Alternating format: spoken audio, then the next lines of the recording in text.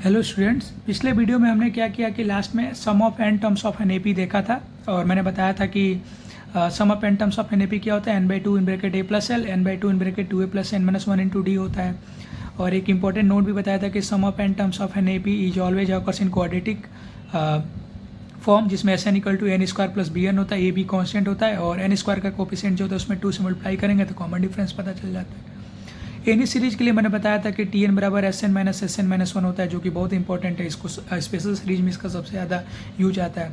फिर मैं बताया था कि सम ऑफ एन टर्म्स दिया हो, उसे एन टर्म निकालना हो तो मैं क्या कर सकता हूँ, एन स्क्वायर को टू एन माइनस वन और एन को वन से रिप्लेस करके आराम से निकाल सकता हूँ। ठीक है, अब आते हैं इस वीडियो में से रिलेटेड सारे एग्जाम्पल्स देखेंगे। ठीक है, तो स्टार्ट करते हैं one by one.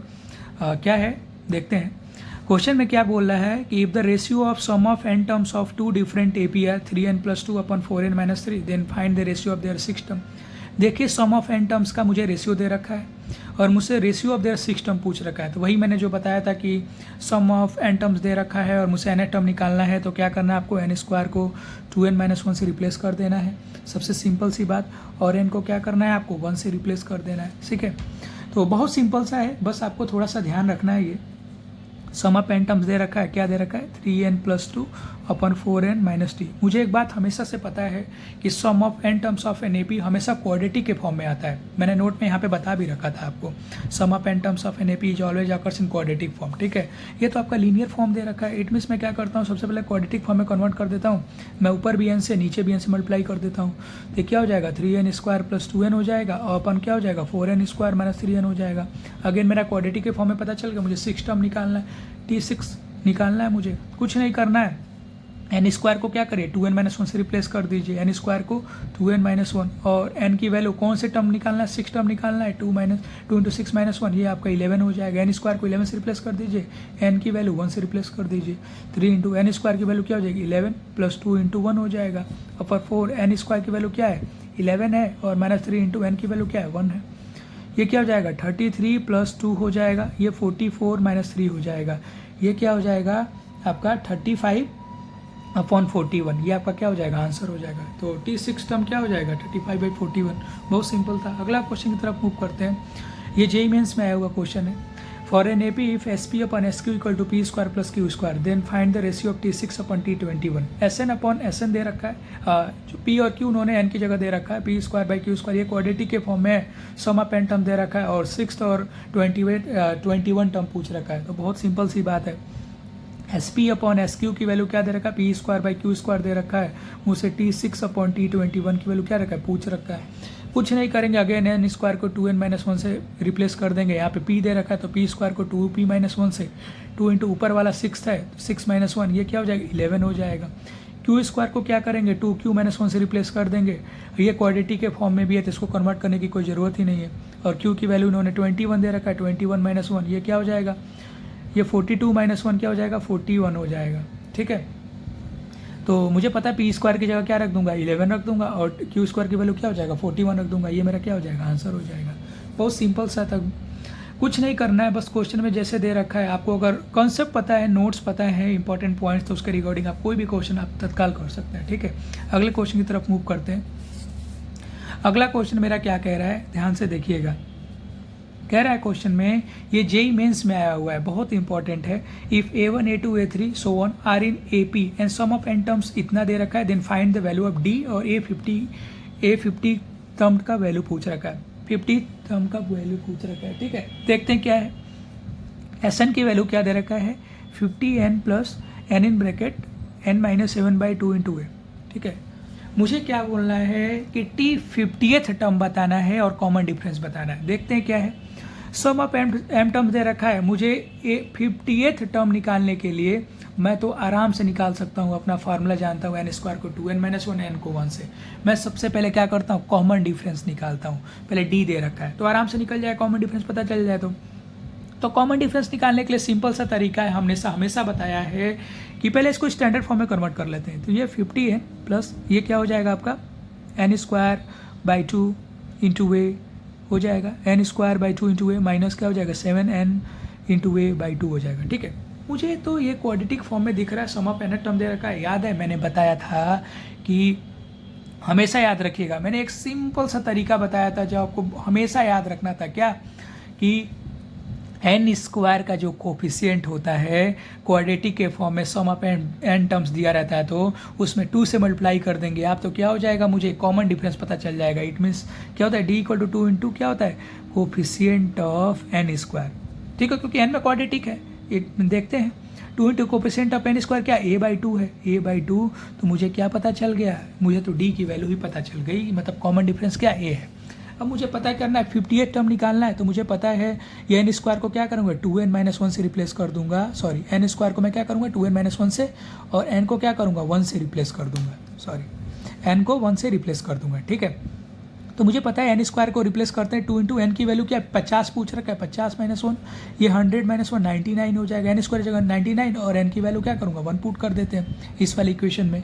T 58 term या ए 58 टर्म उन्होंने दे रखा है ऐसे टर्म्स में, तो निकालते हैं।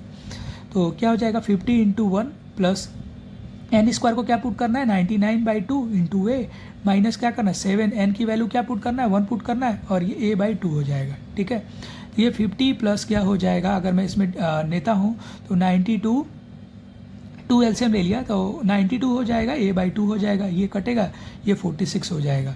तो 50 प्लस 46 ये मेरा क्या हो जाएगा, ये मेरा 50वां टर्म हो जाएगा इस सीरीज का। सम ऑफ एन टर्म दे रखा है, मीन्स ये a1 a2 a3 दे रखा है, सो 1, तो 50वां टर्म क्या हो जाएगा 50 प्लस 46 है, ये मेरा क्या हो गया आंसर हो गया। इसको बस ऐसे क्या करना है, प्रोसीड करना है। ये जेईई मेंस में आया क्वेश्चन है, कितना कॉन्सेप्ट बेस्ड क्वेश्चन था ये, कि आपको दोनों कॉन्सेप्ट पता था कि एन स्क्वायर की जो सम ऑफ एन टर्म दिया रहता है उसका जो कोफिशिएंट में 2 से मल्टीप्लाई करेंगे तो ये मेरा क्या हो जाता है, ये मेरा बन जाता है कॉमन डिफरेंस निकल जाता है। और मुझे पता है 58 टर्म निकालना है, तो सम ऑफ एन टर्म से क्या करेंगे एन स्क्वायर को 2n-1 से रिप्लेस कर देंगे, एन को 1 से रिप्लेस कर देंगे, आराम से बन जाएगा। अगला क्वेश्चन देखते हैं, ये बहुत ही इंपॉर्टेंट है, देखते हैं क्वेश्चन क्या कहना चाह रहा है। क्वेश्चन में क्या है, if all terms of an AP are in natural number and ratio of sum of 7 and 11 terms are 6:11 and 7th term of an AP lie between 130 से 140 के बीच में लाई कर रहा है, then find the common difference. Question में कुछ नहीं पूछ रखा है, क्वेश्चन में पूछ रखा है कि 7th term ratio of sum of 7 term बोल रखा है, ऐसे 7 अपॉन एस 11 टर्म्स का 6/11 क्या दे रखा है, उन्होंने रेशियो क्वेश्चन में दे रखा है, और बोल रखा है कि T7 की जो वैल्यू है वो आपका 130 से 140 के बीच में क्या कर रहा है, लाई कर रहा है। तो हमको क्या बताना है, D की वैल्यू बताना है। तो देखते हैं क्या कह रहा है। तो सबसे पहले ये जो दे रखा है 7th और 11 टर्म, सबसे पहले इसमें पुट कर लेते हैं वैल्यू क्या क्या कहना चाह रहा है। तो मुझे पता है फार्मूला क्या होता है, n/2 in bracket 2a plus n-1 into d होता है सम ऑफ एन टर्म का फार्मूला, ठीक है। तो यहाँ पे पुट करते हैं 7, जैसे तो n की जगह 7 पुट करते हैं, तो 7/2 इन ब्रैकेट 2 प्लस ये 7-1 6d हो जाएगा। अपन फिर 11 टर्म पूछ रखा है, तो 11/2 इन ब्रैकेट 2a प्लस 11-1 10 हो जाएगा, और इसकी वैल्यू 6/11 दे रखा है। देखिए यहाँ पे 7 टर्म पुट कर दिया वैल्यू, 11 टर्म की वैल्यू पुट कर दिया जो कि 6/11 के बराबर है, ठीक है। इस समय क्या करता हूँ कि ए और डी में रिलेशन पता कर लेता हूँ, क्योंकि ए और डी में रिलेशन ही आएगा, निकालते हैं। 82 से 2 कटेगा, उसके बाद से क्या करूँगा कि मल्टीप्लाई कर लेता हूँ, ये क्या हो जाएगा 14a प्लस 42d, ठीक है। उसके बाद से क्या हो जाएगा 42 हो जाएगा, ये 11 हो जाएगा, ठीक है। और इसमें क्या हो जाएगा, उधर जाए इसमें ये उधर भेजते हैं तो ये 66 हो जाएगा, 2a प्लस 10d हो जाएगा, ठीक है। ये क्या किया मैंने कि क्रॉस मल्टीप्लाई कर लिया, ये 722 इंटू 11 इक्वल टू क्या हो जाएगा, ये 2 से 2 तो पहले ही कटा हुआ है, ये 66 2a प्लस 10d, ठीक हो जाएगा। 11 6 जा ये 66 हो जाएगा, ये 14a plus 42d equal to क्या हो जाएगा, ये 12a प्लस 60d हो जाएगा। इधर लेके आते हैं 2a equal to 60d minus 42d हो जाएगा, 2a इक्वल टू ये क्या हो जाएगा, ये 18d हो जाएगा। तो 2 से ये 9 जा, मतलब a बराबर क्या हो जाएगा 9d। a और d में तो क्या पता चल, मुझे रिलेशन पता चलेगा, ठीक है। दूसरा उन्होंने कंडीशन दे रखा है 7th टर्म जो है 130 से 140 के बीच में लाई कर रहा है, मतलब T7 क्या है 130 से 140 के बीच में लाई कर रहा है, मीन्स a प्लस 6d है, ठीक है। और 130 और 140 दे रखा है, और a इक्वल टू 9d मुझे निकाल ही लिया है, तो ये 9d प्लस 6d 140 आ गई, 130 आ गई, 130 लेस देन ये 15d हो जाएगा, ये 140 हो जाएगा। सिंपल सा बहुत क्वेश्चन है, इसमें कुछ नहीं करना है, ठीक है। उसके बाद से क्या करूँगा 15 से डिवाइड करूँगा तो ये 8.6, और ये क्या हो जाएगा, d की वैल्यू आपकी क्या हो जाएगी इधर 9.3 हो जाएगा, ठीक है।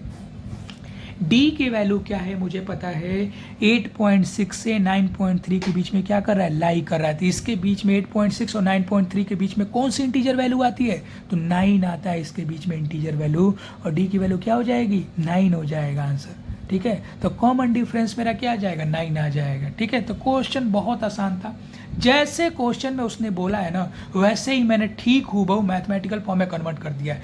इसने रिलेशन दे रखा था, मैंने रिलेशन पुट किया तो ए और डी में रिलेशन आ गया। फिर उन्होंने T7 की वैल्यू 137.40 अप्लाई करे, फिर ऐसे करा, फिर डी की वैल्यू 8.6 से 9.3 आ गया। मुझे पता है इसके बीच में एक इंटीजर होती है और इंटीजर ही आएगी क्योंकि डी की वैल्यू तो दे रखा है पहले से ही, इंटीजर वैल्यू। इट मीन्स ये क्या हो जाएगा, डी की वैल्यू क्या हो जाएगी, 9 आएगी।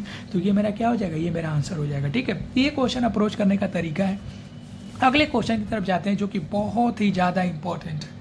ठीक है, क्वेश्चन को ध्यान से पढ़िएगा, क्या क्वेश्चन कह रहा है क्वेश्चन में, find the sum of all positive integer from 1 to 100। ठीक है, आइदर डिविजिबल बाई 2 और डिविजिबल बाई 5। क्वेश्चन का पहला पार्ट पढ़ते हैं। ठीक है, 1 से लेके 100 तक जितने भी आपके टर्म्स हैं पॉजिटिव इंटीजर जो नेचुरल नंबर बोल रहा है सबका सम बताइए जो कि 2 से डिविजिबल हो और 5 से भी डिविजिबल हो। मीन्स पता है एन ये कहना चाहता है 2 से भी डिविजिबल हो 5 से, मतलब ए यूनियन बी कहना चाह रहा है कि तुम भी करो और मैं भी करता हूँ। ठीक है, 2 से भी डिविजिबल होगा और 5 से भी डिविजिबल होगा। ठीक है, तो मुझे पता है n2 प्लस n5 माइनस क्या हो जाएगा, n2 इंटरसेक्शन 5। ठीक है, क्या ये सबसे ज़्यादा आपका क्या हो जाएगा, इंपॉर्टेंट है। ठीक है, तो 2 से डिविजिबल होने का कंडीशन क्या है, 2 हो जाएगा, 4 6 ऐसे लास्ट टाइम 100 तक डिविजिबल हो जाएगा।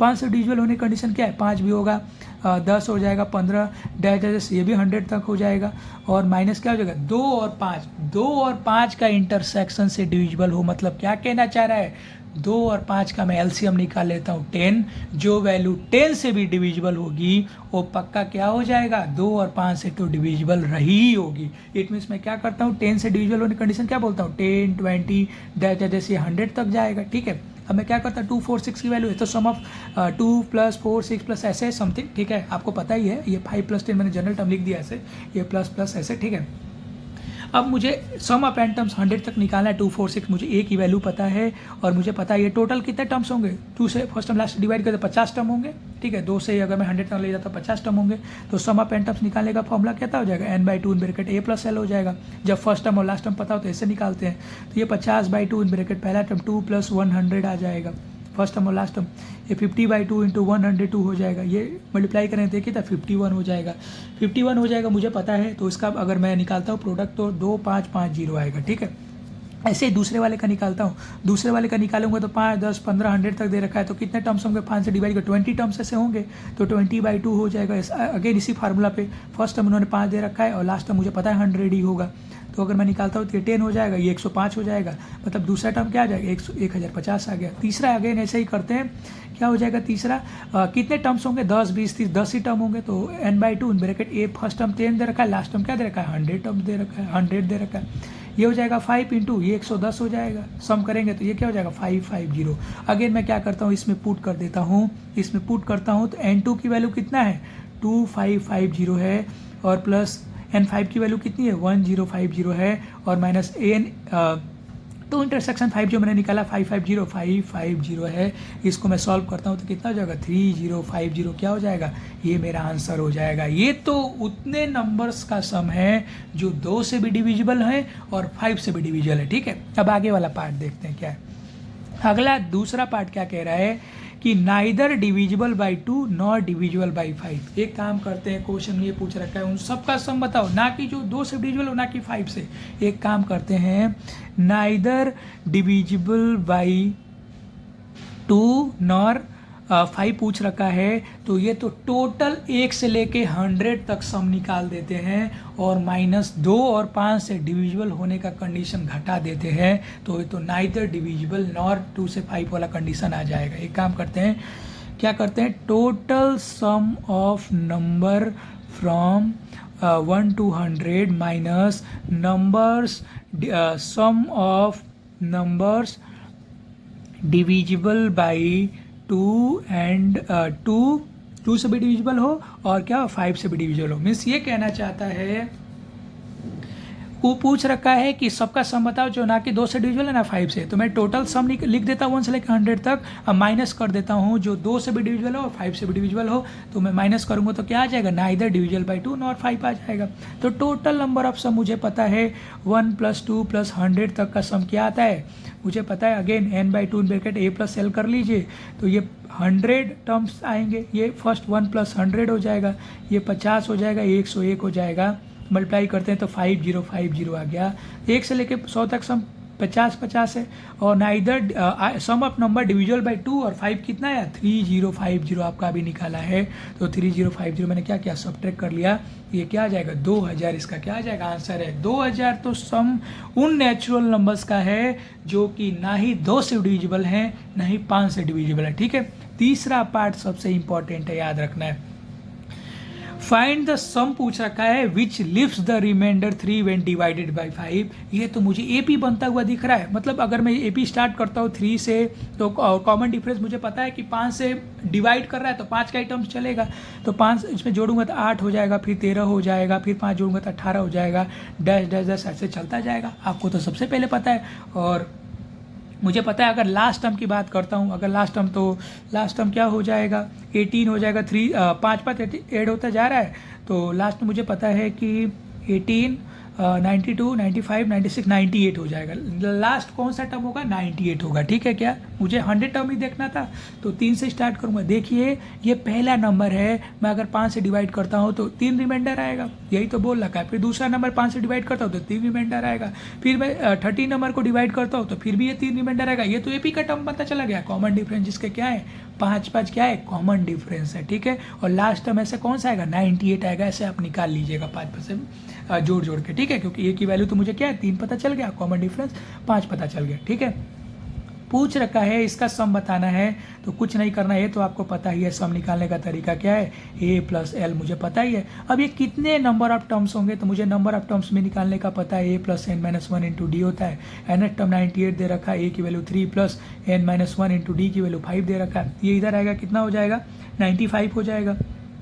n - 1 × 5 हो जाएगा, 5 से डिवाइड करेंगे तो ये 95 हो जाएगा, ये +1 हो जाएगा। तो n की वैल्यू कितनी है 20 ऐसी टर्म होंगी जो क्या करेगा रिमाइंडर 3 देगा जब 5 से डिविजिबल करेंगे 100 टर्म तक। तो ये 20/2 हो जाएगा। a की वैल्यू क्या है 3 + l की वैल्यू क्या है, लास्ट टर्म 98 दे रखा है। ये डिवाइड करेंगे 10 और इंटू क्या हो जाएगा 8 3 11 9 1 10 हो जाएगा। फिर मैं इसको अगर प्रोडक्ट करता हूँ तो 1010 क्या हो जाएगा, ये मेरा आंसर हो जाएगा। ये तो उन नंबर का सम है जिनसे मैं 5 से डिवाइड करता हूँ उस नंबर में, तो 3 रिमाइंडर देता है। ठीक है, 1 से 100 के बीच में। तो क्वेश्चन अप्रोच करने का भाई सिंपल सा तरीका है, इसको हमेशा ऐसे ही करना है। ठीक है, ये सबसे इंपॉर्टेंट क्वेश्चन था। ठीक है, एक क्वेश्चन और है इस रिलेटेड टॉपिक्स में, उसको देखते हैं जो कि बहुत इंपॉर्टेंट है। ठीक है, क्वेश्चन ये है कि in a convex polygon if all the interior angle are in AP and smallest angle is 120 and common difference 5 दे रखा है, then find the number of sides of the polygon। एक convex polygon दे रखा है जिसमें सारे इंटीरियर एंगल क्या है आपका AP में चल रहा है, जिसका फर्स्ट एंगल भी दे रखा है, कॉमन डिफरेंस भी दे रखा है। फर्स्ट एंगल बोला है या स्मॉलेस्ट एंगल मुझे पता है 120 होगा। Number of sides of the polygon पूछ रखा है। तो सबसे पहले मैं बात बता दूं कॉन्वेक्स पॉलीगन होता क्या है। Each interior angle of a convex polygon is less than 180। मुझे पता है कॉन्वेक्स पॉलीगन का जो भी इंटीरियर एंगल होता है ना, ईच इंटीरियर एंगल 180 से तो उसका छोटा ही एंगल होता है। ठीक है, एक बात और बता दे रहा हूँ नोट में करके, sum of all interior angles of n sided polygon is always equal to 1 - 2 180। मुझे पता है किसी भी पॉलीगन का जो इंटीरियर एंगल का सम होता है ना, एन साइडेड पॉलीगन का, उसका जो सम होता है इक्वल टू 1 - 2 × 180 होता है। लेट अस सी, मैं प्रूव कर देता हूँ। मान लीजिए एक ट्राइंगल है, मुझे ट्राइंगल में पता है तीन साइड्स हैं। अब मैं एन की वैल्यू 3 पुट कर दूंगा, 3 - 2 180। मुझे पता है ट्राइंगल के इंटीरियर एंगल का सम क्या होता है 180 होता है। वैसे 4 वाला चेक कर लीजिए, 4 - 2 और 2 × 180 360 हो जाएगा। ये मान लीजिए स्क्वायर है तो इसका कितना हो जाएगा, सम कितना हो जाएगा, interior angles of N square कितना हो जाएगा 360 हो जाएगा। ऐसे ही याद रखना, एन साइडेड पॉलीगन का जो इंटीरियर एंगल का सम होता है n - 2 180 के बराबर होता है। ठीक है, ये ऐसे ही इंटीरियर है, एक कॉन्वेक्स पॉलीगन है, मैं बना दे रहा हूँ, ठीक है, जिसका ये एंगल दे रखा है, ये एंगल, ये एंगल, ये एंगल, जो स्मॉलेस्ट एंगल है 120 है, ये 125 हो जाएगा। अगर मैं इस एंगल की बात करता हूँ तो 130, 135 हो जाएगा, 5 का बढ़ा देंगे। इट मीन्स क्या है, ये जो एंगल्स है इंटीरियर एंगल वो AP में है, इट मीन्स स्मॉलेस्ट एंगल मेरा 120 दे रखा है, और कॉमन डिफरेंस मेरा क्या है, मुझे पता है 5 दे रखा है, तो 5 बढ़ा के लिखेंगे 125, 130, 135 डैश डैश डैश, मेरा n तक चला जाएगा। n साइडेड पॉलीगन मुझे पता नहीं है कितने साइडेड पॉलीगन है, जो कि मुझे क्वेश्चन में पूछ रखा है, और मुझे पता है n साइडेड पॉलीगन का सम किसके बराबर होता है, 1 - 2 180 के बराबर होता है। एक काम करते हैं, मैं आराम से इसको सम ऑफ n टर्म्स AP बन रखा है, a की वैल्यू भी दे रखा है 120, कॉमन डिफरेंस भी पता है। एक काम करते हैं, sum of n terms of NAP निकाल लेते हैं, जो कि सबसे आसान है। क्या करते हैं, n/2 in bracket a + n - 1 × d होता है। n कितना दे रखा है मुझे नहीं पता, ये फर्स्ट टर्म 120 दे रखा है, n - 1 × d की वैल्यू 5 दे रखा है, और इधर क्या दे रखा है, n - 2 180 दे रखा है, ठीक है। सबसे एक बात करते हैं कि मल्टीप्लाई कर लेते हैं, 120n ठीक हो जाएगा, ये 5n हो जाएगा, तो 5n स्क्वायर माइनस क्या हो जाएगा, 5n हो जाएगा, ये 2 उधर जाएगा तो मल्टीप्लाई होगा, तो कितना हो जाएगा 360n माइनस ये क्या हो जाएगा आपका, ये 360 हो जाएगा, 360 हो जाएगा इंटू 2 हो जाएगा, तो 720 हो जाएगा। ये सब डिग्री में है, ठीक है, 120 क्योंकि एंगल के फॉर्म में चल रहा है। तो अगेन मैं इसको इधर लेके आता हूँ, 5n square minus 5n minus 360n plus 120n, और ये प्लस 720 हो जाएगा, इधर आएगा तो हो जाएगा, ठीक है। इसको हमेशा ऐसे ही अप्रोच करते हैं, ठीक है। एक काम करते हैं, 5n क्या हो जाएगा, 5n स्क्वायर माइनस इसको सॉल्व करते हैं, तो ये 360n हो जाएगा, 365n हो जाएगा, और फिर माइनस करें तो फिर प्लस पे 120n हो जाएगा, घटा देंगे तो कितना हो जाएगा, 5 6 में 2 जाए 4 हो जाएगा, 3 में से 2, ये क्या हो जाएगा -245n हो जाएगा, प्लस 720 इक्वल टू क्या हो जाएगा, 0 हो जाएगा। n से क्या करते हैं, डिवाइड कर देते हैं, तो डिवाइड करेंगे क्या हो जाएगा, n स्क्वायर माइनस आपका क्या हो जाएगा n प्लस ये हो जाएगा, 5 को भी 0 हो जाएगा, ठीक है। देखते हैं आगे क्या हो जाएगा। सॉरी गाइस, यहाँ पे 2a + n - 1d होता है फार्मूले में, तो ये 240 हो जाएगा, 240n हो जाएगा, तो 240n, तो ये 240n हो जाएगा, तो कितना हो जाएगा, तो आपका ये 365 और 240n कितना हो जाएगा, 5 में 2 तो 125, ये 125 है, तो ये कितना हो जाएगा 25 है, ठीक है। ये 2a + n - 1d फार्मूला था, ठीक है।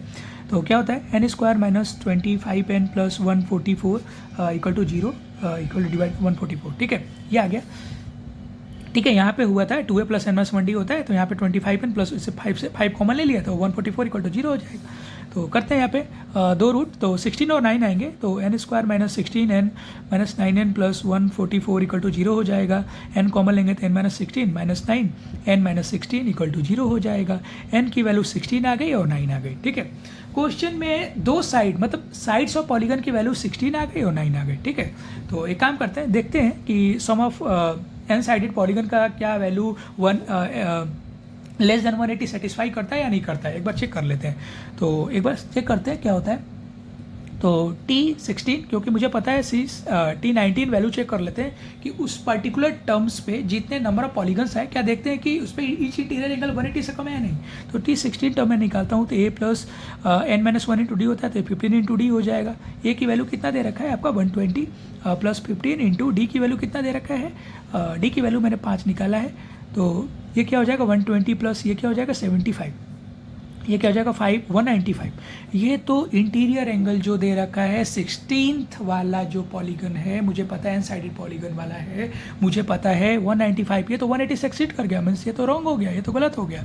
अब 19 टर्म चेक करते हैं, a प्लस क्या हो जाएगा 8d हो जाएगा। a की वैल्यू 120 प्लस 8 × d की वैल्यू कितनी दे रखी है आपकी 5, तो मुझे पता है 120 प्लस ये 8 × 5 = 40, ये 160 डिग्री, मीन्स क्या हो जाएगा ये सही है। एन साइडेड कितने साइडेड पॉलीगन है, मीन्स क्या होता है 9 साइडेड पॉलीगन है, क्योंकि मुझे पता है एन साइडेड पॉलीगन इसकी एंगल कितनी 160 है, जो कि 180 से कम है। क्वेश्चन में बस ऐसे याद रखने का तरीका है, बस ऐसे क्वेश्चन में बस 2 ही पॉइंट याद रखना है कि कॉन्वेक्स पॉलीगन क्या कहते हैं कि जिसकी ईच इंटीरियर एंगल क्या है less than 180, this is the first term. और दूसरा नोट हमेशा याद रखिएगा, sum of all interior angle of n sided polygon is always equal to 1 - 2 180 होता है, हमेशा याद रखिएगा। मैंने ऐसे ही क्वेश्चन को प्रोसीड किया, सम ऑफ एन टर्म्स निकाला, फिर 16 और 9 आया, फिर मैंने चेक कर लिया कि कौन सी इंटीरियर एंगल सेटिस्फाई कर रही है कि नहीं, ठीक है। थैंक यू गाइज, मिलते हैं अपने अगले वीडियो में।